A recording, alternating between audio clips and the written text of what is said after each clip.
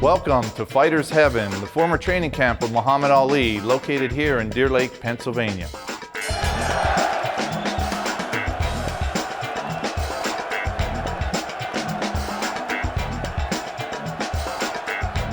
So Muhammad Ali loses to Joe Frazier in 1971, and he decides he wants to reinvent himself and find another place to train. He loved this area. It's very, very open, it's nature, it's trees, fresh water, fresh air.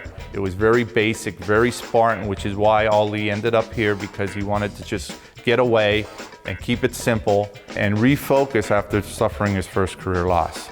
The camp in total consists of 17 or 18 buildings, depending on if you count sheds and buildings that were used for storage. The gym side of the road went up first. It consisted of the gym, the kitchen, Ali's cabin, and 2 bunkhouses that were used for the sparring partners to stay in. And then another building was the chalet, which was where Ali's family stayed when they came while he was here training. The training sessions here were just unique because it was free and open to the public. People just pulled up, came in, sat down in this gym on just folding metal chairs that were around the gym and just watched him spar and work out. I first came here as a young man in my early 20s. I came up here and I just fell in love with the place. This place was crowded. I mean, this gym would be packed with people, really hot. I had an interest in photography. I thought this would be an interesting place to come shoot. I mean, the atmosphere and the vitality, and what a subject matter Ali was. This photo was actually taken right in that corner over there. He looks so confident and determined, and he almost has a regal look to it. This is a shot I always liked. It's Bundini Brown, who was one of his trainers. He actually coined the phrase, float like a butterfly, sting like a bee.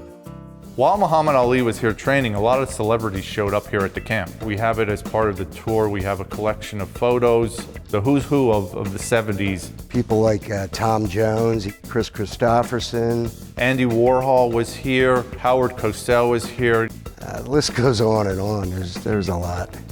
So Ali came here and trained at the camp from '72 when it started and up through his last fight in 1981 with Trevor Berbick.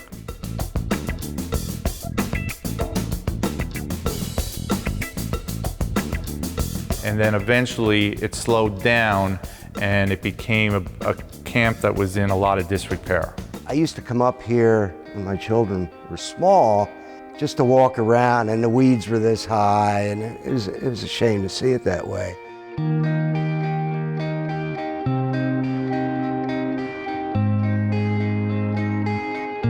In 2016, Mike Madden bought the property. He was a huge Muhammad Ali fan, and his sole mission at that time was just to preserve it. And there was a lot of work to be done. The buildings were beat up, they weren't used for a period of time. Part of the restoration project was the stripping of the bark on the exterior and replacing some of the logs, but structurally we're about 80% or better original here. This whole restoration project has been a labor of love for Mike Madden. From the get-go up until now, we're constantly looking for pictures, photos, videos that will help us recreate what it was like while Ali was here training. I'm just amazed at what Mike Madden has done in bringing this place back to life. Here we are, standing outside the centerpiece of the camp, the gym. In the gym behind me is the ring that replicates where the ring was back in the day. One of the neat things for visitors as they visit the camp is step up here in the ring, have their picture taken here in the red corner, either sitting and standing, and then having Muhammad Ali look over their shoulder like it is now. We're standing here in front of the kitchen where Ali and his staff would gather for their meals and also hang out and socialize. You see the table that is the original table standing in front of me, and on the wall are his Aunt Coretta's rules to her kitchen. Besides just gathering for the meals and eating, it was also a place to hang out and talk and socialize. Ali built 8 cabins here on the property, upper and lower level, to house his staff and any overnight guests. Behind me is the mosque here at Fighter's Heaven, where Muhammad Ali would go to pray and worship while training for his next upcoming bout. One of the striking features and eye-catching parts of the camp are the boulders that were brought in and painted by his father, Cassius Clay Sr. The name on each rock honors someone that Ali admired and respected throughout his career. So one of the highlights of the camp, but for visitors, is when they get over into Ali's cabin. As you can see, it looks different than the other buildings because it's made out of an old railroad bridge. When visitors enter this building, they watch a video clip of Dick Cavett interviewing Muhammad Ali here in the cabin. And some of the items that are talked about are here presently, starting with an old rope bed. 200 years This old? bed's just about 190 years old. How long did it take I you just to had it do that? reinforced. It's been recreated based off of pictures from 1974, how it looked. This table here is similar to the table that was here.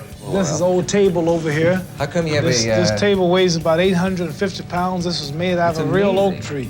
Everything in this room is based off of the video that we show. And in this area of the cabin, there was a setup of a water hand pump that is shown in the video of Dick Cavett interviewing Muhammad Ali. And actually, Muhammad Ali pumps out a glass of water for Dick Cavett as the interview is going on. Oh, it looks nice. I've seen a lot of people actually get emotional here. They say you almost feel Ali's presence. The reaction here has been great. People really get what we're doing here. Our hope for the future and moving forward is to remind and educate people about the life and legacy of Muhammad Ali.